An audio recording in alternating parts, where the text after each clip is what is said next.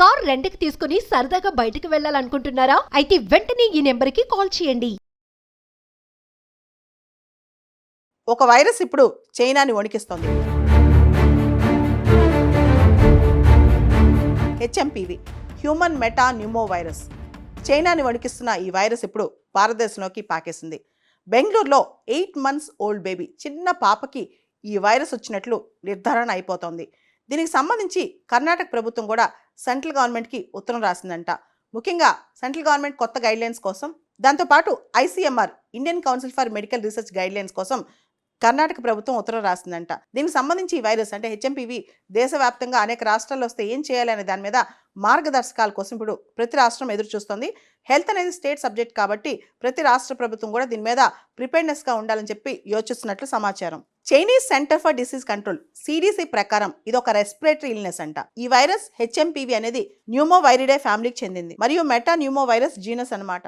Official గా ఈ virus అనేది హెచ్ఎంపీవీ అనేది చైనాలో 2001లో డచ్ రీసెర్చర్స్ తీసుకొచ్చారంట బయటకి. అంటే వాళ్ళు దీన్ని డిటెక్ట్ చేశారంట. కానీ ఎప్పటి నుంచో చైనాలో ఉందంట.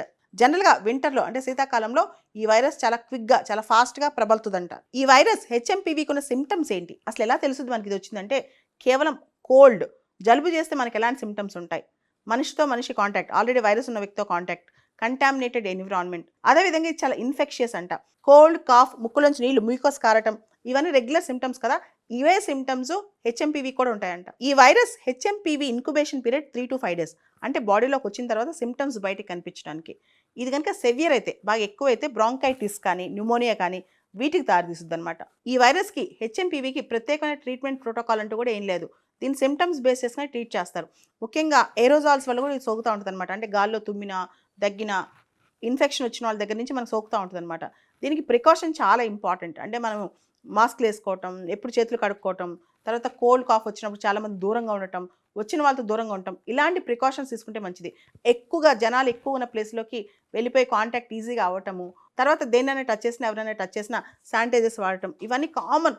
మనం కోల్డ్కి వాడే ప్రికాషన్స్ అని దీనికి వాడాలి. ఎక్కువగా ఈ వైరస్ హెచ్ఎంపీవీకి వల్నరబుల్ ఎవరు అంటే, ఎవరికి ఎక్కువ సోకుద్ది అంటే చిన్న పిల్లలు లేదా వృద్ధులు, తర్వాత ఇమ్యూనిటీ తక్కువ ఉన్నవాళ్ళు, అంటే వ్యాధి నిరోధక శక్తి తక్కువ ఉన్నవాళ్ళు, వీళ్ళకి ఫాస్ట్గా ఈ వైరస్ సోకుద్దంట. ల్యాండ్సెట్ గ్లోబల్ హెల్త్ రిపోర్ట్ 2021 ప్రకారం ఎవరైతే పిల్లలు, చిన్న పిల్లలు అండర్ 5 అనమాట, 5 సంవత్సరాల వయసు కంటే తక్కువ ఉన్న వాళ్ళు ఉంటారో, వాళ్ళు ఎవరికైతే ఎక్కువ రెస్పిరేటరీ ప్రాబ్లమ్స్ ఉంటాయో 1% మంది వాళ్ళలో ఈ హెచ్ఎంపీవీ అనే వైరస్ వల్లే ఎక్కువ చనిపోతుంటారంట. చైనా కూడా ఇప్పటికే ఆ దేశంలో ప్రబలుతున్న వైరస్ హెచ్ఎంపీవీకి సంబంధించి గైడ్ లైన్స్ ఇచ్చింది.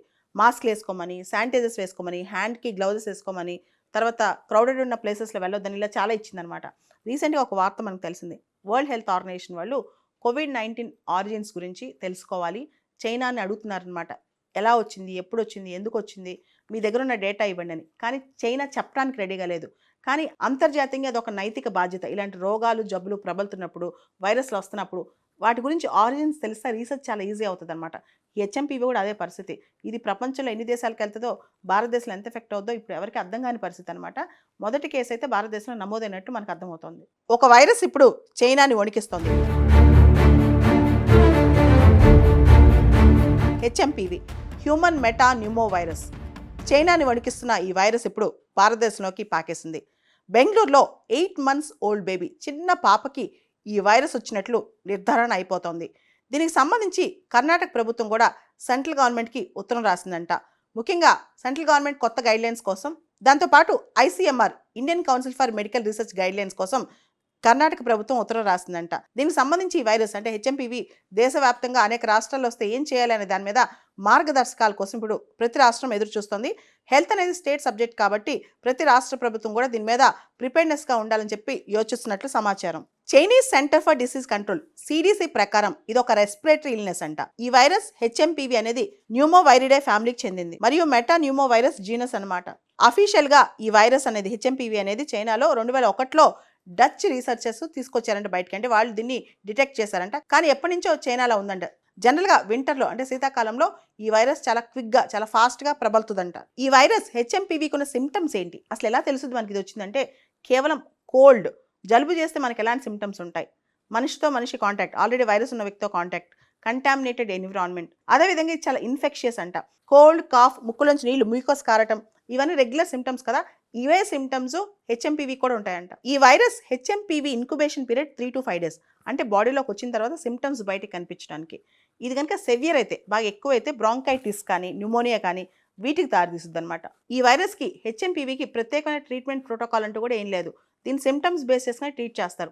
ముఖ్యంగా ఏరోజాల్స్ వల్ల కూడా ఇది సోకుతూ ఉంటుంది అనమాట. అంటే గాల్లో తుమ్మినా, దగ్గినా, ఇన్ఫెక్షన్ వచ్చిన వాళ్ళ దగ్గర నుంచి మనకు సోకుతూ ఉంటుంది అనమాట.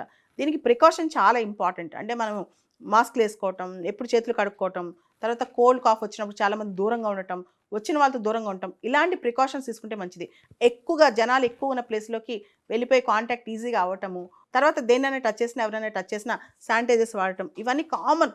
మనం కోల్డ్కి వాడే ప్రికాషన్స్ అని దీనికి వాడాలి. ఎక్కువగా ఈ వైరస్ హెచ్ఎంపీవీకి వల్నరబుల్ ఎవరు అంటే ఎవరికి ఎక్కువ సోకుద్ది అంటే చిన్న పిల్లలు లేదా వృద్ధులు, తర్వాత ఇమ్యూనిటీ తక్కువ ఉన్నవాళ్ళు, అంటే వ్యాధి నిరోధక శక్తి తక్కువ ఉన్నవాళ్ళు, వీళ్ళకి ఫాస్ట్గా ఈ వైరస్ సోకుద్దంట. ల్యాన్సెట్ గ్లోబల్ హెల్త్ రిపోర్ట్ 2021 ప్రకారం ఎవరైతే పిల్లలు, చిన్న పిల్లలు అండర్ 5 అనమాట, 5 సంవత్సరాల వయసు కంటే తక్కువ ఉన్న వాళ్ళు ఉంటారో, వాళ్ళు ఎవరికైతే ఎక్కువ రెస్పిరేటరీ ప్రాబ్లమ్స్ ఉంటాయో 1% మంది వాళ్ళలో ఈ హెచ్ఎంపీవీ అనే వైరస్ వల్లే ఎక్కువ చనిపోతుంటారంట. చైనా కూడా ఇప్పటికే ఆ దేశంలో ప్రబలుతున్న వైరస్ హెచ్ఎంపీవీకి సంబంధించి గైడ్ లైన్స్ ఇచ్చింది.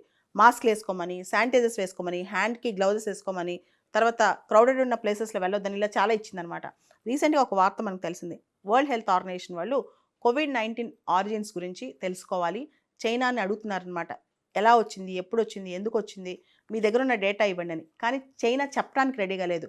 కానీ అంతర్జాతీయంగా అదొక నైతిక బాధ్యత. ఇలాంటి రోగాలు, జబ్బులు ప్రబలుతున్నప్పుడు, వైరస్లు వస్తున్నప్పుడు వాటి గురించి ఆరిజిన్స్ తెలిస్తే రీసెర్చ్ చాలా ఈజీ అవుతుంది అనమాట. హెచ్ఎంపీవీ కూడా అదే పరిస్థితి. ఇది ప్రపంచంలో ఎన్ని దేశాలకు వెళ్తుందో, భారతదేశంలో ఎంత ఎఫెక్ట్ అవుతుందో ఇప్పుడు ఎవరికి అర్థం కాని పరిస్థితి అనమాట. మొదటి కేసు అయితే భారతదేశంలో నమోదైనట్టు మనకు అర్థమవుతోంది.